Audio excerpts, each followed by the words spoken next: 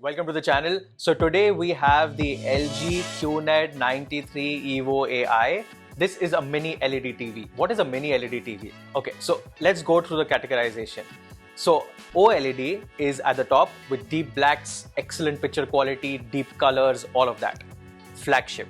Then you have something called as mini LED, which mimics an OLED with deep blacks, as you can see. And then you have the normal UHD 4K LED TVs at the bottom. So mini LED, this one is the flagship from LG, which is absolutely crazy, right? So this is the 2025 version. The 2026 might release in a few months, but as of now, this TV is the best to buy and it'll be at the right price. So if you're looking for a premium experience at a good cost, then this is the TV which you should go for. So let's check this out and do subscribe to the channel, click on the bell icon and don't forget to like the video because I upload every week. So you have new content every week to watch. So now let's get into this.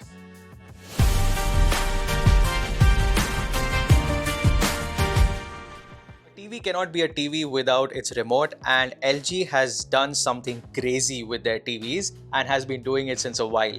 So LG has got this magic remote and they call it the AI magic remote, and they even have a banner over here to talk about it. But what this technically does is you can just point at stuff and you can select it. So you don't need to use these keys. It's just plain and simple. You point, you select, and it just works.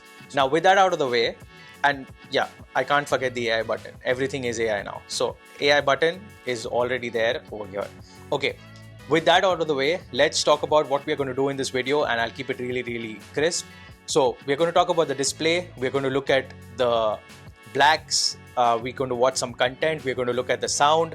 I have a soundbar hooked, as I said. So let's hear that as well. Hear it with only the TV, with the soundbar, all of that.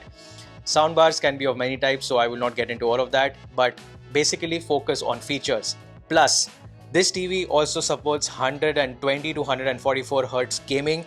So if you have your PS5 hooked up, which is mine hidden right there, so if you have that hooked up, the gaming experience can be flawless on this TV. So this here is the 75-inch screen. It comes in 65 as well, 85 as well, so you can choose which one you want to go ahead with. I chose the 75 depending upon my viewing distance, and I am very happy with this TV. So to keep things really crisp, I'm going to select the picture mode, and I have kept it at expert bright space daytime because it is daytime. So I've done that, but there are various modes which you can select from, but I have kept it at expert bright space. Okay, with this the eye care mode is on, which I am going to switch off right now so that you can see the differences. Plus all of the other things are stock. Okay, now the black level is currently at 50. I can increase it, but I'm not going to do it so that you guys know what you're looking at. Okay, now you can see the actual screen with the stock settings at expert bright. Okay, now with this, let's go. The first thing I need to do is go on to YouTube and play some content so that you can see the TV, and we'll also look at the viewing angles. So I've got one of my videos up. I'm going to go on to settings and choose 2160p, so that's 4K, and everything else is the same.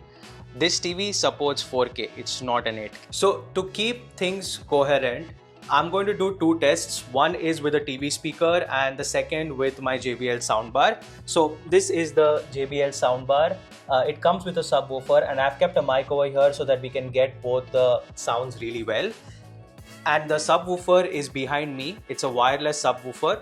So if you want a separate video, I can definitely make that with the soundbar alone and tell you the features about it. But for now, I want to just compare the TV sound along with the soundbar so that we can get a good idea of what the TV is capable of. So first things first, let's dive into settings. Here it's on the soundbar right now. Let me switch to TV. So that's the TV speaker, and the volume is at 45.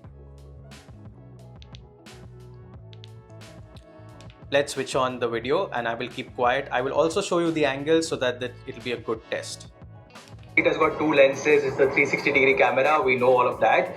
But can it actually destroy the iPhone? Now, let's boot it up. So it is booted up right now, and I'm going to take some quick videos with it. Obviously, the positive is that you can get 360-degree videos, so and 360-degree photos as well. Plus, it is a very rugged kind of a device. You can obviously attach anything and everything over here to this camera. You can use it for vlogging. It has got a power button. It's got a custom. Okay, so with that out of the way, let's also look at the differences. So let's go on to HDMI. That's the JBL. And now for a good test, I'm going to roll back. We know all of that, but can it actually destroy the iPhone? Now, let's boot it up. So it is booted up right now, and I'm going to take some quick videos with it. Obviously, the positive is that you can get 360-degree videos, so and 360-degree photos as well. Plus, it is a very rugged kind of a device. You can obviously attach anything and everything over here to this camera. You can use it for vlogging. It has got a power button. It's got a customizable button, some microphone grills. There's also a microphone grill. Okay, so this was a 4K test of the LG QNED 93 TV. What do you guys think about it? Let me know down in the comment section and we can chat over it. So I think it was a fair test. Obviously, a soundbar wins always, because the TV speakers are not something which I keep as a criteria, because the TV speakers are always not going to be as good. I'll tell you why. See, the overall setup of the TV is very clear. It's a very, very thin device. So the entire thinness of the TV, whatever companies or brands might market, the TV sound is never going to be good because the speakers are really, really small. So soundbars are absolutely necessary. I would say whenever you guys are going to buy a TV, this one or something else, definitely concentrate on the display quality and don't go on the sound.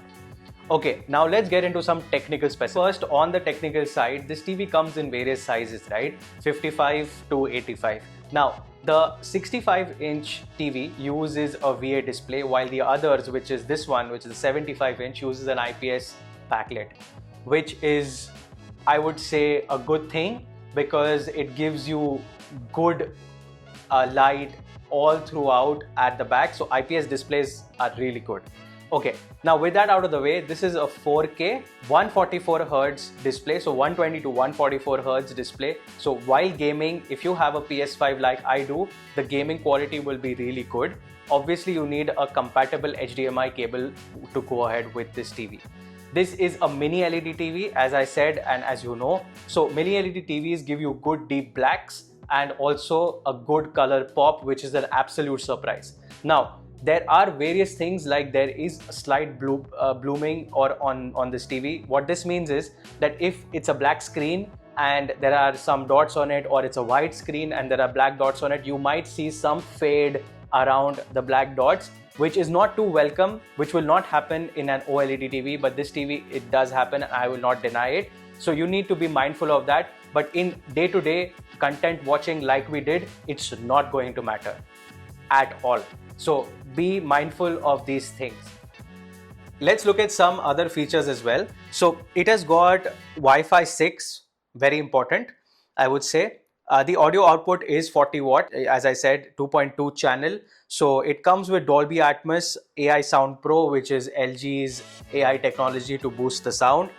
Then it also has auto low latency mode for gaming. It has also got game optimizer. All of that comes into the package. Then it's got a good processor, which is LG's Alpha 8 AI processor. And then it supports Dolby Vision, Dolby Atmos, HDR10, HLG, all of it. So LG has really baked in a lot of stuff into this TV. And with that, I would also say that it has got Amazon Alexa and Google Assistant.